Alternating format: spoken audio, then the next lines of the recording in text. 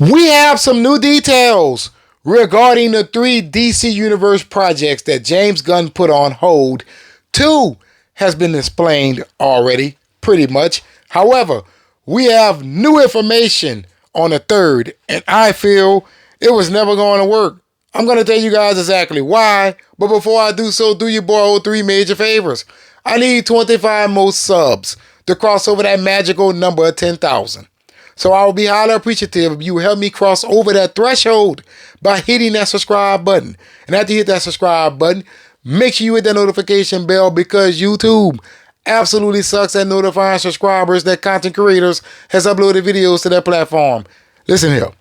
Hitting that notification bell certainly helps. And don't forget to hit that like button to help me out with that algorithm, baby. Now let's get into today's news. This article is coming from comicbookmovie.com. This is my preferred site to get my news from. So shout out to them for continuing to bring the noise.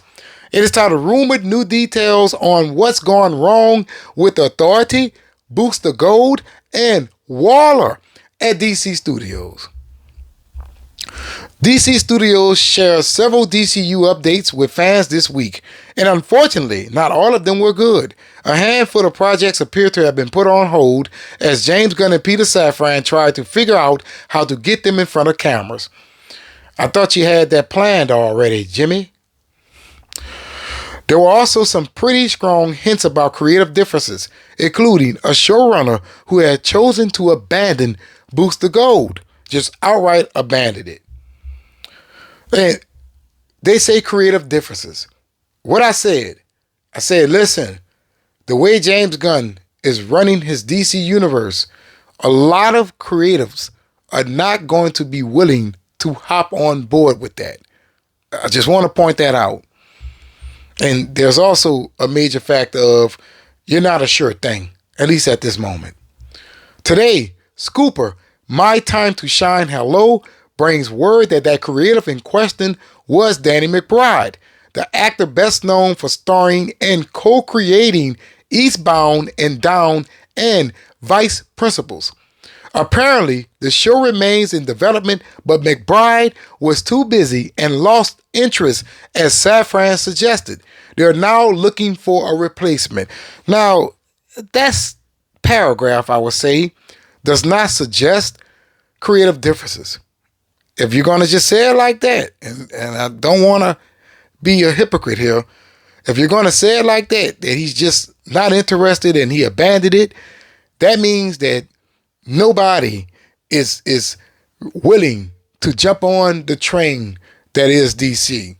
You know, it's the hottest thing going up, but yet they're having trouble attracting creatives. Just want to point that out. This one here is about Waller. Waller also hasn't been canceled, and a showrunner and actors are said to be attached. Scripts has also been written, though Gunn isn't satisfied with them. Why he announced it. They'll be worked on until then. Last we heard, Crystal Henry and Jeremy Carver was developing the project. Look, as I said about Waller before, it ain't much you're going to get there. It just isn't much that a story revolving around Amanda Waller could give us. Best case scenario, it would be the Suicide Squad and Creature Commandos all over again. Repetitive, my man. Repetitive. All right. Lastly, the Authority. This is very important because this goes back to what I said when James Gunn first revealed that DC Universe slate. The biggest news relates to the Authority. The reason that movie has been put on hold is because it's considered, quote, too risky. As the insider explains, Warner Brothers and David Zaslav are hesitant to invest $150 plus million in an R-rated film based on a lesser known IP, which is understandable. Now, when I said that a while ago, many people was getting on me and say, man, Gunn can make it work. Gunn can make it work. You don't know what you're talking about. This is a good move. This is a good move. No, the hell it isn't. $150 plus million for an R-rated film that nobody knows of. Well, that stars IPs that nobody knows of. Yeah, you would be quick to point out Deadpool. You would be quick to point that film out. But Deadpool was a different beast here. It didn't have any attachments to what the Fox universe was doing at that very moment. They tried to incorporate it down the line, right? But when it comes to DC, they're not a sure thing.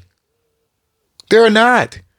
This is why I said that James Gunn's DC Universe slate should have been an outright reboot for one, and begun with that Superman, Wonder Woman, Batman, Green Lantern, Justice League, Aquaman. Now here it is. You're going deep into the catalog of DC to bring up characters that nobody never even known or even asked you for.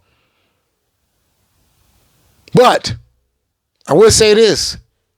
It is very smart of David Zaslav to read the room. It is very smart of him to say, listen, we have to trim the fat. That is what I've been saying since James Gunn announced his slate. It is too damn much, and it's so much of stuff that you don't even want. Yeah, we want Swamp Thing, but does the average moviegoer do? Do the average moviegoer want that of the authority? So you have to think beyond the fan base here. You can't just think about us in regards to this. Now, I always say listen to the fans, and you should do that. But you have to give your films the perfect balance so it can satisfy us and satisfy the masses. The authority was never a good idea. It was never a good idea. It was a risk from the beginning. As I said before, James Gunn's DC Universe just was not well thought out. See, in my opinion, what his universe should be looking like is totally different from what it is. We're getting a Superman film, and we're going to follow that up with a Supergirl film. Look, Supergirl isn't even from Earth. We're so deep into this world, nothing is developed the right way. Which is why I am not excited about James Gunn's DC Universe. At this very moment, it seems to me that it will lack character development by putting you bam smack right in the middle of a character's arc. So with that being said, stop trying to catch up with Marvel, DC. I'm your boy. Hopefully you have watched this video all the way to the end, help your boy out that algorithm. And if you're not subscribed, please be sure to do so. Trying to reach that magical number of 10,000 subscribers. So I'll be highly appreciative if you will help me cross over that threshold by hitting that subscribe button. And after you hit that subscribe button, make sure you hit that notification bell, because YouTube absolutely sucks at notifying subscribers that content creators has uploaded videos to their platform. And don't forget to hit that like button to help me out with that algorithm baby button in the comments below. Let me know what you think about Danny McBride abandoning Booster Gold. And also, tell me, how do you feel about the authority being put on the back burner and potentially may not ever come out? Always remember, laissez le bon temps rouler. That means let the good times roll. But let me know in the comments below.